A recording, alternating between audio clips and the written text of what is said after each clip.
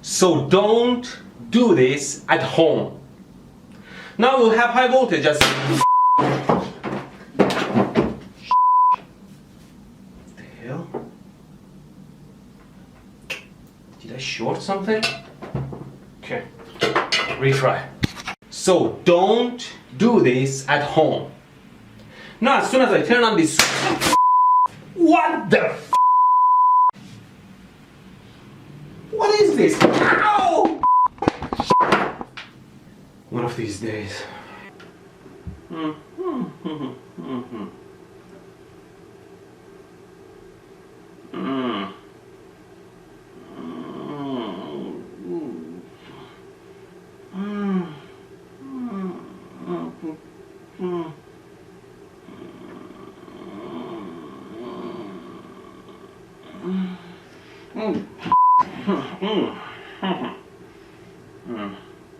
Send the lens.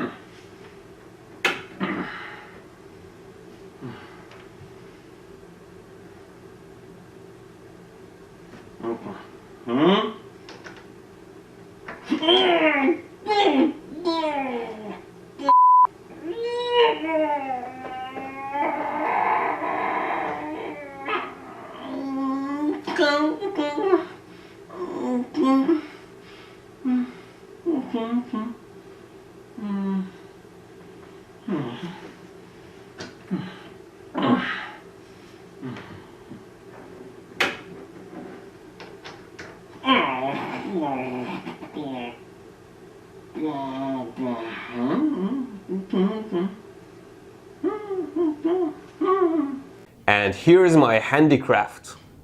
Let's measure and see where we are. It's higher. I made my own taser back in my old video. The arcs can jump well.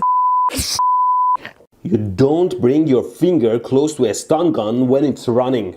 Everyone can build something like this or even stronger, but it might not be legal everywhere. Hi, I completed my 1 Tesla kit assembly and I'm excited to try it together. Let's dim the lights. You should always keep a proper distance from Tesla coil. Let's play Pink Panther.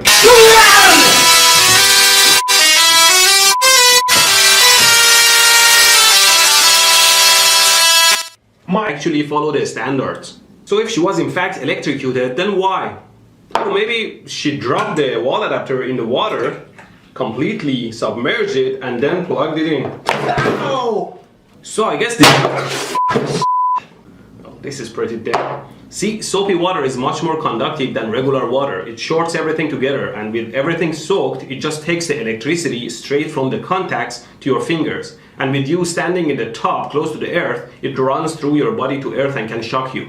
But I don't think that's what happened either. She was an intelligent girl. She wouldn't just pick up a fully soaked wall adapter and plug it into the power.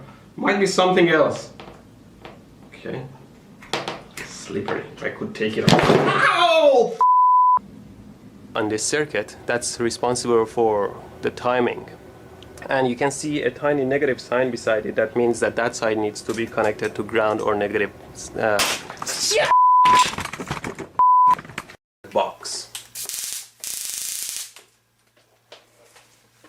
The tip of the gun here simulates a human finger. Always be careful with your tools. Now, they usually zap a completely assembled unit. But sometimes it's also beneficial to zap a bare board like this one and see what happens on the actual board.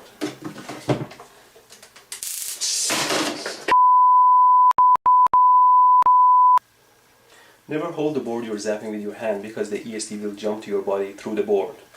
Now to check my body tolerance, I set the output to minimum. At 0 volts it's pretty... Oh, I set it to max. It will be lethal in your mouth, but I can do that too. stupidity. My elbow was sitting on one of these wires and the current went through my tongue to my elbow. Even I can feel the electricity with my finger, so I'll put it in the water. Nothing. Let's get close to the wires. Nothing. Still nothing. Oh, I'm starting to feel it here. What is this? Oh, there's a cut on this finger and the electricity can go through it much easier. You know, the flesh under the skin is much more conductive.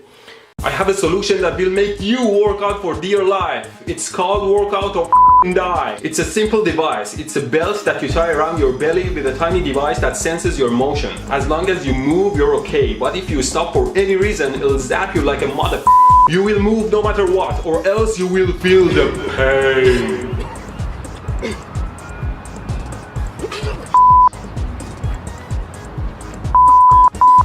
The device may often false trigger.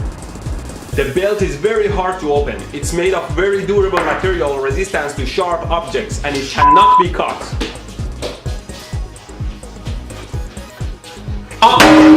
So you will run until the batteries die or you die. Just kidding, we have never had failed batteries. Please don't hurt anyone, including yourself. The device is very simple. It runs on 2 AA or AAA batteries and has 2 electrodes on the bottom and turns on with a switch. Now if you don't move, it says... Look at this, it's like the entire city of New York in here. Let's see if my thermal camera can figure out what's broken. Obviously the heat is coming from that corner of the board. I wonder what it is. How hot is it? Wow, 135 degrees Celsius? So this black chip is broken, and judging by the number of inductors around it, I assume it's the main power supply for the board. I made this simple circuit and I'll plug it in. Now the circuit is hot and the voltage is on the... Something you must never forget is that some capacitors, like electrolytic ones, are polarized and you must never connect them backwards or they will blow up. Now I have replaced the capacitor on my circuit and I'll plug it in. In addition to polarity, the capacitors must be rated properly to be able to handle the voltage across them, or they will blow up, obviously for you. To measure the 120 volt AC, I put the meter on AC and I measure the voltage. Oh my God! Sometimes when you're probing a line, you might touch the probes, but never forget about the voltage on the probes. And each pair is attached to one of these cables, which we can plug them into the wall power plug.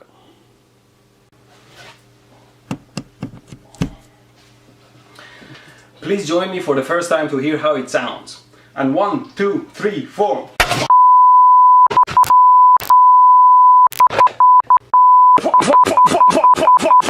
It definitely made me sound like a rock star, although it feels more like an electric chair than a guitar. Here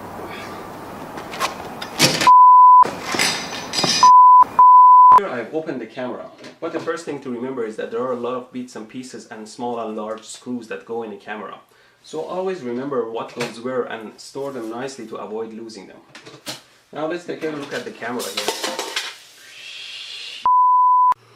There are a number of electronic circuits in the camera and there are connectors everywhere, like this one, a connector here, 2 connectors there, 1 connector here. This is actually a connector, and if you can see, there is a connector under the connector here. And if I flip the camera, and you can see the lens here, and if I remove the lens, you'll see the giant flash capacitor back here. Ow! Piece of shit! Apparently the flash capacitor is holding around 300 volts of charge in it, and it can hurt a lot if you touch it. So I remove the head and rotate it and mount it on the tail by piercing into the tail. Well, never pierce a hole towards your body. This tail is a little bit tough, so I'm going to drill a hole into it. Do not drill, pierce, cut, or do anything dangerous towards your body parts. And if you think the scene you just saw was so fake, lame, and unreal, then let me show you my hand. This is a stab wound from many years ago when I tried to pierce open something with a knife and the knife tripped.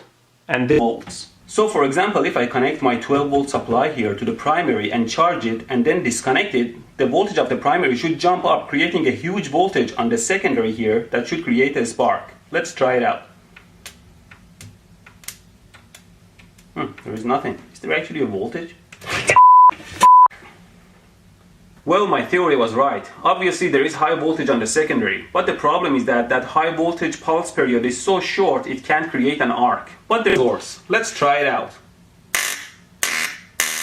Wow, this is wild. You can see how far... It's a strange pain. It's as if somebody is stabbing your finger, but the blade, it doesn't stop there. It keeps going through your veins until it reaches your heart. I love it. I made it look more like a taser by gluing these nails to it. Let's look at it spark now. This gap is quite wide. Let me measure it for you. Well, you know, metal is generally conductive and electrons always find the easiest path to travel. Okay, let me show you how well it works. First, without the anti-pair.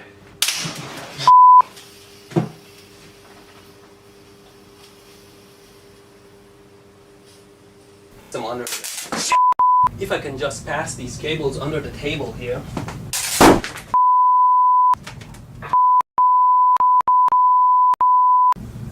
Always finish your wiring before connecting to your power supply. Now instead I'm going to use my power limited supply up here that will drive this pump that's made of this DC brushed motor here, and it's going to run fluid into the cylinder back here that will move it around. Now I enable the power supply.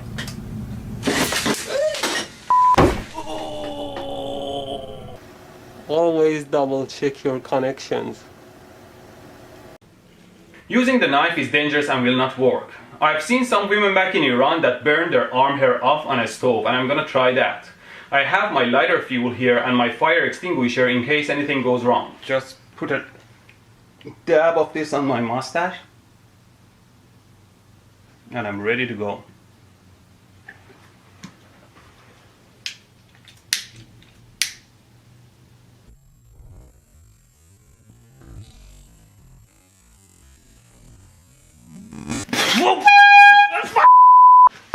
This is a air horn. Make yourself familiar with your tools. The fuse box should be somewhere in the... The hood has a stand that has to be securely placed into the hood hole. Get together, I'm gonna shoot the box. I put the bullet in and there's a switch here that acts like a trigger. So here we go. Well, it's always wise to aim away from yourself. So let's try again. Put the bullet in. Wow! Let's try it a couple more times.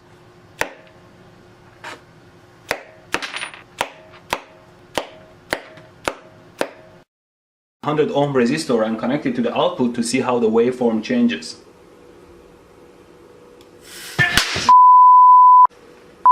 A quick calculation shows having 170 volt across 100 ohm generates 300 watts of power. It's like having a 300 watt lamp between your fingers. It burns your skin very quickly. Now I use pliers to hold the resistor.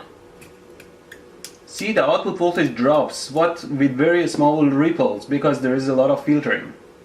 Wow, I was holding that. I let it cool down for a while and the ceramic core takes a long time to cool down, and now the hell? The hell? Why bad things happen to good people? Come on. Ooh. Sheer luck! Thanks to my flimsy wire connections to the transformer that fell off quickly, I only sustained some third-degree burns. My stupid long sparklers made my structure top-heavy, which of all people fell right on top of me. I leave a bunch of safety tips on my website, but such experiments are not worth dying for, so don't do it.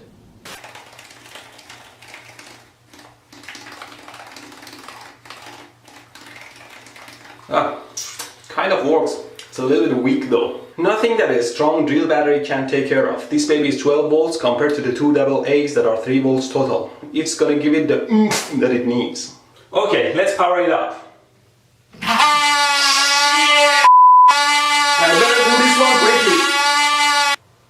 I better do this stupid shit that you will regret for the rest of your life. Hold the probe on one side and only touch one of the AC lines. Well, that was a pretty bad idea. I couldn't keep steady enough to read the stupid meter. and I could have died. See the... First, you plug it to the inverter. Anytime you connect a power harness, connect it to your load side first, so you wouldn't short your power supply or shock yourself. Here that I can feel, so it's impossible for this to excite a fluorescent bulb. What the f? Now this string is one that I couldn't fix with the lighter sparker and doesn't turn on either. Let's try the taser now.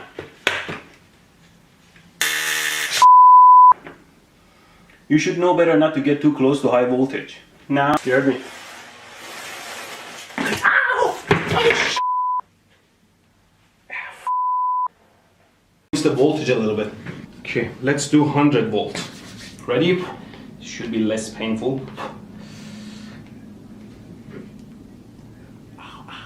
Ow. Okay. Ouch. What is it? What the? Ow. Ow, what the f is the current rising? Ow. Ow. It seems like at higher voltage and current, the skin doesn't limit the current anymore. It is failing one way or another, and its resistance is dropping, increasing the current. It'll be a hell of a pain. Okay, come on. Sorry guys, the pain is too much for me, but I'm sure it will. It opened! It opened! Install GFCI in bathrooms, people.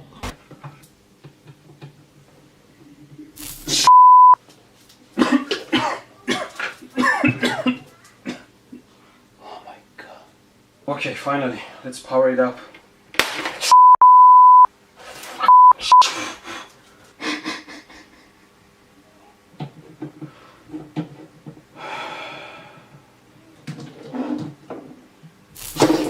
It's done. Let's turn it on and see how it looks like. The LED lights can be very intense and directional, so don't look into them directly as it may hurt your eyes. I like to put it on my tongue, but before that I have to reduce the voltage to something like 1 volt, because you know the resistance of the tongue is much smaller than the skin. And still, if I short the power supply, I get the same 150 amps. Okay, you can see it still sparks. Let's try it out. What the f? I thought I set it to 1 volt. Huge. Don't completely trust the gauges on your instruments and always double check them with a meter.